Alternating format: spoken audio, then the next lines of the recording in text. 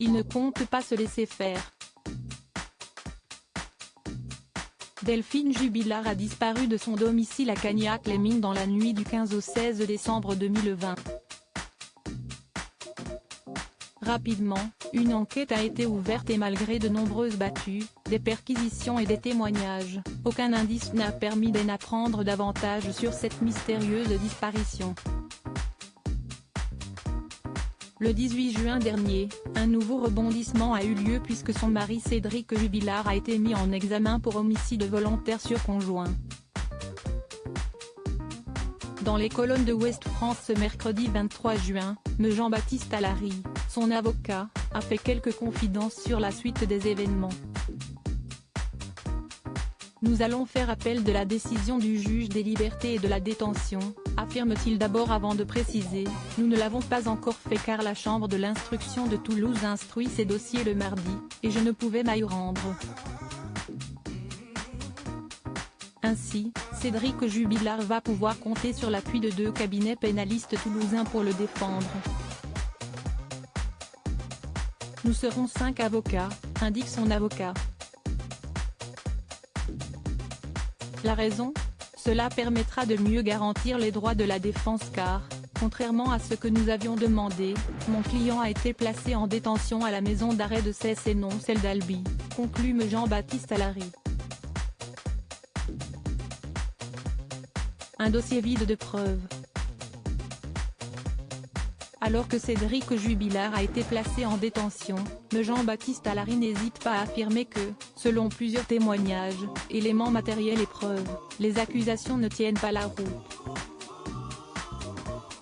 Dire ce ne sont pas les autres, donc si est lui, ça ne suffit pas. Il n'y a aucune démonstration positive de culpabilité, confie-t-il d'abord avant d'ajouter, la thèse du procureur, si est celle d'une dispute qui tourne mal après que Cédric découvre que Delphine a un amant. Moi j'appelle ça des coups mortels, soit des violences sans l'intention de vouloir donner la mort. Selon ses propos, si cette hypothèse n'est pas probable, si est car son client a été mis en examen pour meurtre aggravé.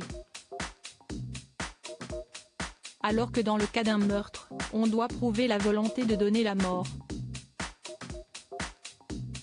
Là, Delphine Jubilard n'a toujours pas été retrouvée. Sans corps, cette qualification est incompréhensible, rappelle-t-il. De plus, M. Jean-Baptiste Allary précise que la garde à vue de son client s'est tenue dans des conditions très difficiles. Cédric a subi une forte pression psychologique. Si est évidemment légal, mais mon client est resté sur la même ligne. Il a nié toute implication dans la disparition de son épouse, conclut-il. Delphine Jubilard, quoi indiquer son fils aux enquêteurs ? Lors de cet entretien, M. Jean-Baptiste Allary n'a pas hésité à évoquer les incohérences dans les éléments à charge contre son client. Il a mentionné le témoignage du fils des Jubilard, âgé de seulement 6 ans. Tout a été interprété de manière à faire tenir l'accusation. Un exemple, le témoignage de leur fils. Il est entendu une première fois le 18 décembre, soit 2 jours après la disparition de sa maman dans le cadre d'une audition, rappelle-t-il avant d'indiquer que le petit garçon a avoué n'avoir rien entendu d'anormal. Il a de nouveau été interrogé par les enquêteurs il y a quelques semaines et il s'est, cette fois-ci, souvenu de cris et d'une dispute. Demandé à n'importe quel psychiatre, il n'a pas une notion précise de la chronologie, affirme l'avocat de Cédric Jubilard.